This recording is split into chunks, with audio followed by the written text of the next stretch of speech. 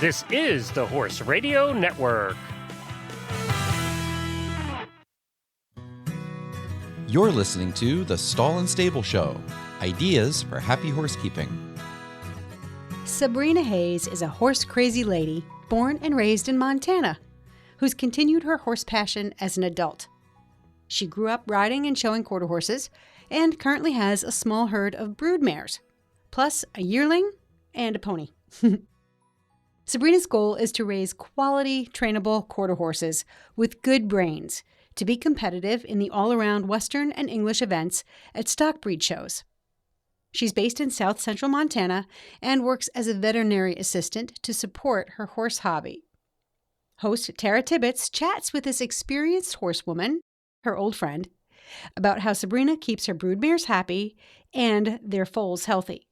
Small, responsible breeding is possible. So, listen in.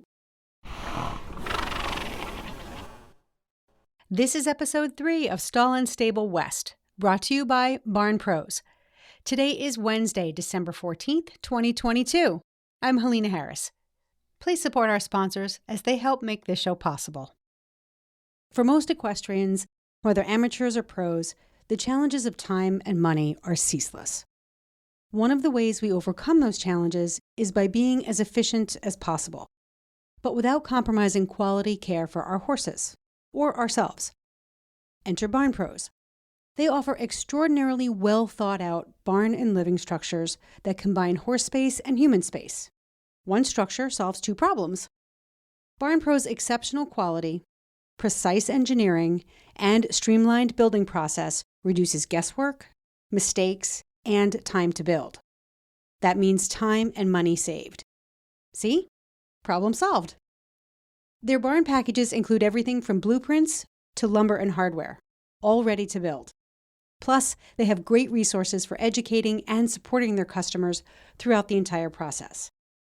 To see their designs and floor plans, visit them online at barnpros.com.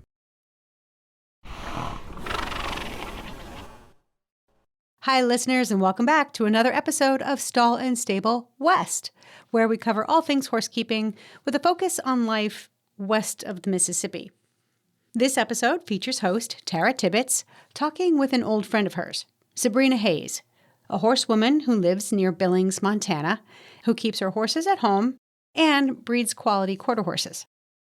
Before we roll into our guest segment today, I have a special announcement for listeners who love Colorado.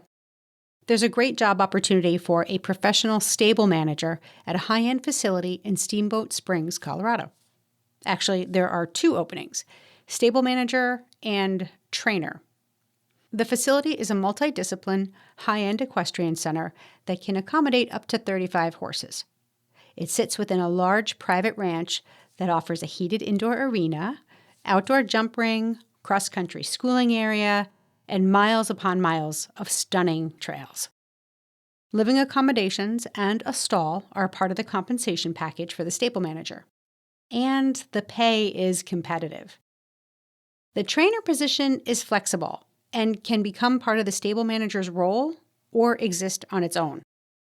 Essentially, we need 2 really good professionals to run a really nice facility. How the job functions are divvied up can be flexible based on your skills, experience, and what you want to do, really. Since it's a multidiscipline boarding stable, this would be a great opportunity for an eventer or a professional in any of the disciplines who has an open mind and might have some experience with more than just their discipline. So hunt seat, Western dressage, working equitation, really whatever, but it's got to be somebody who can appreciate just how much the open space has to offer the professional equestrian. For a full job description, including salary, please send an email to email@stallandstable.com. Put Colorado in the subject line so we can prioritize your inquiry. It's a sweet deal, people, and Steamboat is off the charts beautiful. And now let's tune in to Tara and Sabrina talking about what life is like on Sabrina's farm, breeding and raising quality quarter horses. I'm delighted today to be talking to my friend Sabrina Hayes. Sabrina, Did we meet in 4-H or did we meet in quarter horse stuff? Quarter horse, I think. But we both did 4-H, right? Yes, both did 4-H. And I would guess... We both took lessons with Sharon. Yes, Sharon Davis, who... Yes. I think she's in like Wisconsin or something now. Michigan, maybe? I think Michigan, yeah. And so everyone who listens to this knows that I'm from Montana. And where are you in Montana or are you in Wyoming now? I'm in Montana, but I work in Wyoming. Okay, that's why I think that. So you're in the very south part of Montana, kind of central? Yes. Billings. Our focus then is, and you have kind of a unique setup in that you have quarter horse show horses, but you also have a breeding program. So let's start by telling us kind of what horses you have and what you do with them. So I sold my show horses and just have my broodmares at the moment. I have 2 hunt seat broodmares and 1 Western pleasure bred broodmare. I kept back a hunt seat stud colt that I raised. He's by Allocate Your Assets, who's the all-time leading sire of hunter under saddle horses. In quarter horse or in paint and stuff also? I think he might be in paint too, but I only know about the quarter horse. Okay. So I'm pretty excited about him. And then he's out of a daughter of Hot and Blazing, who's now in the NSBA Hall of Fame as a broodmare sire. So. Oh, awesome. I have big hopes for him. So are you keeping him a stallion? I am for now. Okay. Just kind of see how he performs, or is it like a maturity growing thing, or kind of what's the... To see how he performs. I've always wanted to have my own stallion, and I feel like he's got the breeding behind him, but he's got a lot to prove before we ever even get to that point with him. Oh, that's exciting. You're crazy in a good way. Well, we'll see. It could all be done. I could geld him any moment, but right. For now, he's got the mind and he's staying quiet and peaceful and he's willing. So we'll see what happens there. Yeah, is he a coming 2-year-old or a coming yearling? Coming 2. He'll be 2 in March. So that's one thing that the hunter, jumper, dressage, eventing people they really don't start riding their horses until they're 3. And that is a pretty different, if people familiar with the quarter horse and stock breed showing know this, but there's a lot of flat classes available to 2-year-olds, right? There are. Yeah, there's a lot of futurity stuff too. However, I'm not worried about pushing him to get him anywhere. I just kind of go with the flow with him, and he's happy to be saddled and stuff at this point. I haven't been on him, and I don't intend to push him to get him anywhere. Just let him kind of come along as he wants. See how he is. Yeah, which I think a lot of the best trainers do that. If the horse acts like it's ready to hit the road, they hit the road. Are the English horses anymore kind of like the thoroughbreds tend to get real butt high when they're 2, 3, 4? Well, mine sure do. Yeah. I don't know. I don't know what the rest of... It seems like a lot of them are born so early that they have gone through that before they show. Mine's super butt high. And I feel like if they're going to end up fairly tall, which I think you anticipate he'll be in the high 16, low 17 hands. Yep, he should be. He string tests there. So yeah. So I feel like those ones definitely get really butt high. Yeah. You keep your horses at home, right? I do. How long have you had your place? 4.5 years now. And if I remember correctly, was there anything there when you bought the place? There was a little shed and it had a well and septic, and that's it. And the perimeter fence. So walk us through a little bit of what you've done over the last 4 years and kind of how you chose what you did. My biggest thing was I just wanted to get as much land as I could possibly afford.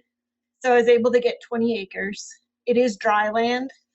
I'd rather have irrigated, but the dry land is fine. The grass is actually stouter, more nutrients than the irrigated, which I did not expect. So I've had to really watch their feet and make sure they don't get overweight on the grass. Interesting. It has been very interesting. But I started out with just a 3-sided shed that I had enclosed, so it has 2 stalls and a tack room. And I just had 1 broodmare and a show horse that I had. So that's where I started out, and then wanted to build a house, and I had trouble with contractors, and I've started over. This is my second time starting over. Oh, geez. So it's been interesting, but I have a barn dominium started on there. So it has 4 stalls and a wash rack and a tack room, and then my house is attached to it. Okay. Kind of like every girl's dream. Yes, pretty much. It's just me and the horses and the dogs, so it's okay. So I have that and a round pen, and that's all that's there at the moment. So do you have big foaling stalls? I have one large foaling stall. It's 12 by 24. Okay. And then it can be split, so I can have 2 stalls, 12 by 12. And then I have 2 12 by 12 stalls on the other side of the alleyway. And do you keep your horses stalled very much, or are they out more, or what's your philosophy on that? They're out. I like them to be out if they can be. The stalls are there when I need them. They have windbreak if they need it, but they're out. I do equal loom masks to keep them under lights so they can stay out. I feel like that's a more common with the stock breed thing. So tell us about that. It's just a mask that has the blue light cup on one side of their eye, and it's on a timer. It runs all on its own. Turn it on at 4 o'clock, and it turns itself off at 11, and then stays on that schedule so that you can shed them out. You can get your mare cycling to foal and to breed. So I prefer to do those and just keep them out if I can. And so they're fine wearing the mask in turnout. Mine do really well. I've had friends that have had horrible problems with them. They rub them off and catch them on stuff, but my mares are pretty chill. They just hang out. Awesome. So how many babies will you have this spring? Just one this spring. She's Just due one. 340 days will be January 19th. Oh, so that's coming up really soon. Yeah, she's close. So how do you deal with foaling in Montana in January? Because if anyone doesn't know, it's not warm. No, it's not. And we're about to get like 10 inches of snow this week. So, but I have a foaling stall, and I have heat lamps in there and an infrared heater as well, and then full blankets. And I just try to really make sure that I'm there when she foals so that I can get the foal dried off, cleaned up, and we won't have any issues there. And Lots of straw. Oh, you use straw bedding? Yeah, I do. For the foaling. This is your what, 4th or 5th foal? Have you had that many? Yeah, this will be the 5th. I feel like that's one of those. Have you had any terrible foaling experiences? My very first one yourself? was awful. I bought a mare just basically off a picture and didn't know anything about her. I love her. She's my favorite mare. But no information when I bought the mare. Just brought her home. She had placentitis, so she lost all of her colostrum. Oof. So the foal was born, and we didn't have any colostrum for him, and he had to have plasma transfusions. And then the mare also retained her placenta. Ugh. And so we had all kinds of issues with that, but both of them are good to go now. And that foal is actually in Oregon now. Oh, cool. Yeah, so he's going to do the hunter jumper stuff out there. Have you bred that mare again? Yes, and she had a filly the same year as the stud colt, by the same stud, and no issues. I was much more prepared and knew more about her issues. Right. So she did develop placentitis again, and we got her on antibiotics, and then no issues. I ordered colostrum from Hagyard's, and so I bottle fed the foal when she was born. So we had plenty of good colostrum, and her IgG was good. Can you prevent placentitis, or is that just you have to deal with it when it happens kind of a thing? I think you just have to deal with it from what I've learned. I've never had a mare with it except this mare, and once they start to do that, it's pretty common for every pregnancy after that. But it's fairly easily managed then with the antibiotics? I've had good luck with it. Other people have had horrible issues with it, and they can abort. But I've been able to manage it pretty well with this mare, no problem. I mean, and I will say, you're brave and crazy, I think, to have had a bad first experience, which not losing the mare and foal, I think probably, you know, gives you a little bit of bravery. I don't know if you followed along. I bred my mare when she was 3 and she foaled when she was 4, and it was a phytotomy, and it was the worst experience of my entire life, and I'll never do it again. Yes, I can understand that completely. So I have a tremendous amount of respect for especially amateurs like you who are brave. I mean, because it's not inexpensive No. and it's super stressful to breed and have babies. It is. And like, you love the mares as much as the foals, and you don't want anything to happen to those mares either.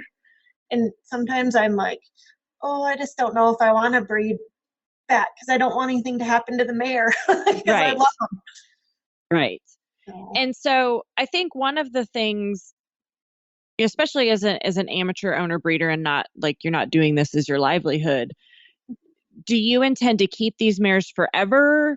Do you think you'll eventually sell them as brood mares, or kind of is that why you got the larger acreage so you can keep them? What's your thought process there? the 3 mares I have now, I will keep till they die. I have no intention of selling them. They're older. 2 of them are older. One will be 16 and one will be 15. And they're at my house for life. I don't want to pass them around. That's never been a reason to have them. I have them because I love them and I love how they're bred. And they've produced some nice foals for me to be able to show. And the ones that I've sold have gotten wonderful homes. The younger mare I have, a friend gave to me because cool. she had been in a tornado and she's not sound. And the previous owner is older and she doesn't want to have a bunch of horses around to be able to care for. So she asked if I would take her, and I adore the mare, and she has a home for life at my house. Oh, that's cool. Has she had any foals yet? She has not. She's been a project. We've gotten her in foal twice, and she's lost them by 45 days. So she's going to have more of a workup before we try again. And you said this already, I think, but how old is she? She will be 6 this year. So, I mean, should be a good age at least. Yes. We just got some stuff going on, and I haven't had her at a real repro clinic. So she needs to go just have a good workup, and we'll see what happens from there. So kind of on that path, so where I grew up is probably 150, 160 miles from where you are now. So one thing we talk about on the Horse Radio Network, all the podcasts, is the difficulty finding veterinarians, and especially for large animals. So how close are you to a veterinarian, and how close are you to an actual repro? The actual repro clinic that I go to is in Wyoming. They're the largest stallion station in Wyoming, right outside of Sheridan. So they're about 150 miles from my home. As far as emergencies go, there's a vet clinic that's just about 15 minutes from my house, and they will do outcalls as well. They do a nice job, but not for repro, but everything else they do really well. So do they do any basic repro, or? So they do. They got one of my mares in foal for me, but they just don't have the facility and the time to be able to devote to it. Yeah.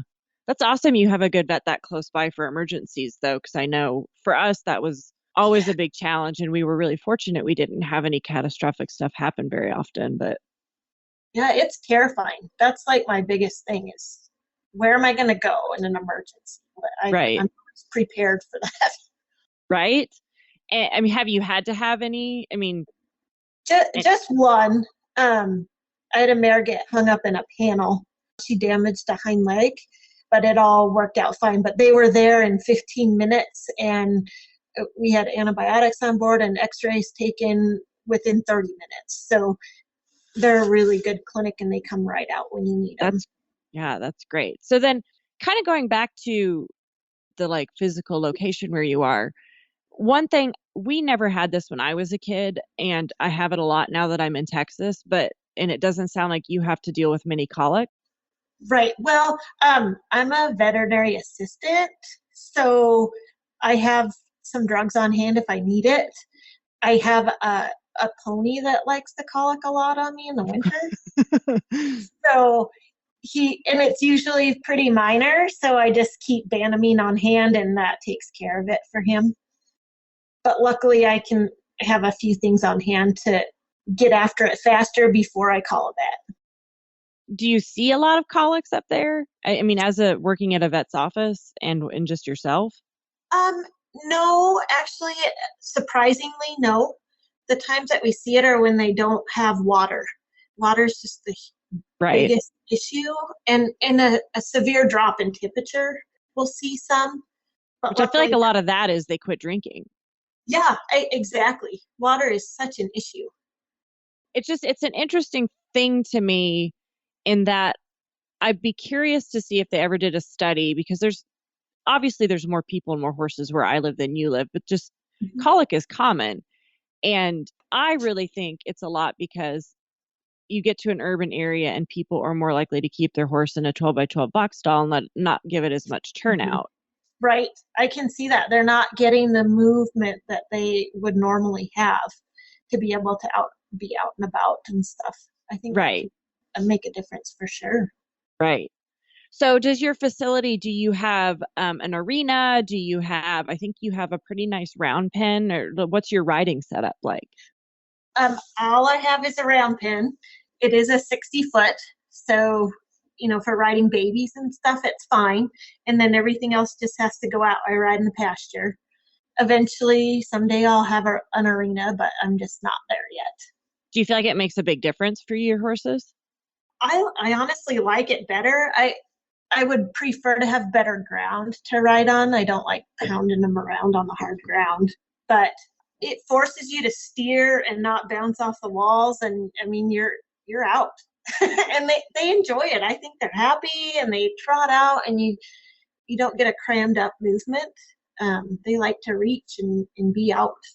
Yeah. And I definitely agree, because I feel like, especially when you're starting youngsters, which I've started everything I have except Simon came off the track, but there's just something that's kind of nice. If they have a good brain and you've done your homework with them, the first couple times you get on them, they're probably not going to act stupid. And I agree, not having the arena walls to, bounce off per se. I feel like they kind of learn their feet a little bit better if they just can get going. I agree. Yes, I really like it. And then, you get to horse shows and I feel like they almost behave better because they're not really used to having the rail. Yes, I would agree completely. And you're not used to it either. So you're not just letting them follow the wall. You're actually steering them. Right. Exactly. So what's kind of your long-term, are you hoping to keep more babies, or are you just kind of, see what happens from year to year? What's your long-term look like? Well, my original goal was to have 4 broodmares, 2 Western, 2 hunt seat, and then sell 3 and keep 1 back every year. Okay. Was my plan, but it hasn't worked that way. Like every plan goes. Right. Especially with horses. Yes. So, just trying to get back to it. I hope to get 2 mares bred this spring, and then we'll see what happens with the mare we haven't been able to keep in foal. And kind of just rolling with it right now and see how my stud colt does and what happens there. My plan's kind of falling apart. It's not there right now. Well, I mean, it sounds like, if you've got a stud prospect, that really probably is going to change. Like, ultimately, if you end up keeping him a stud, I would imagine that the mares you keep would change too. Yes, and I would look for different mares. I'm kind of curious and would like to cross him on my Western mare because he can jog too. So it might be 2 of the mares I have, I could breed to him, but it'll change what I look for as far as mares go. Awesome. And I'm guessing you're doing almost or probably exclusively AI? Yes. Quarter horse doesn't require live cover or anything like that. Correct. And the market's pretty good for babies? It's sort of been all over the place. I'm not in the country for big hunt seat horses, and that's what I've had. So it's been a little different to find homes for them. nothing really local. Everybody that was looking at the filly I had for sale this spring was back east. But then shipping's an issue right now too with the price of fuel. So lots of interest, but I'm kind of in the wrong country for the hunt seat horses that I like. Yeah, that's something that comes up a lot when we talk about, in the sport that I compete in, there's a fair amount of American breeders, but they're spread all over the United States. And so a lot of folks will just go to Europe because they can see 10 times as many horses in a quarter of the distance in one spot. So it's been really interesting in that I'm personally am a huge proponent of American bred horses, and I would never buy one imported because I would only want to support American bred. But there's also a side of me that nothing beats the quarter horse brain. Nothing. Right. And I've sat on a lot of different horses in the last 20 years and some great thoroughbreds, some great warm bloods. So someday, if I get brave again, I'd love to try to kind of pursue breeding a quarter horse that's more geared towards the hunter jumper world. So maybe we'll have to continue a conversation about that, just because the hunter jumper horses are a lot more uphill than what the quarter horse breed tends to err towards. Yes. Yes. And it's, it is funny though, because you see a lot of failed cutting horses down here in Texas that are in the pony ring showing in the pony hunters, which is adorable. I have heard that too. And in the eventers too. Is that right? Yeah, because they're those, my old horse Jaguar, who just passed away. He was so athletic, like he could do 3 foot easy, and he was 15 hands and a grandson of Doc Bar. So I feel like it's kind of and the eventers don't care what the papers look like for the most part, especially when they're not doing the like super big courses. They definitely care a lot more about brain and athleticism. So, which I think would make a difference in everything. Yeah, if that was your concern. Yes. And that's the nice thing about quarter horses is they're bred to do so many different things. The athleticism is almost inherent. Right. That's what draws me to them. I love the all around, and they can do whatever you ask them to do. Yeah, like your horse Ice. Like he was a big horse, but he could do so many different things. Yes, and loved it. Anything you showed him, he was ready and willing. I think I remember this, but tell us what were his blood, and you raised him, and what were his bloodlines?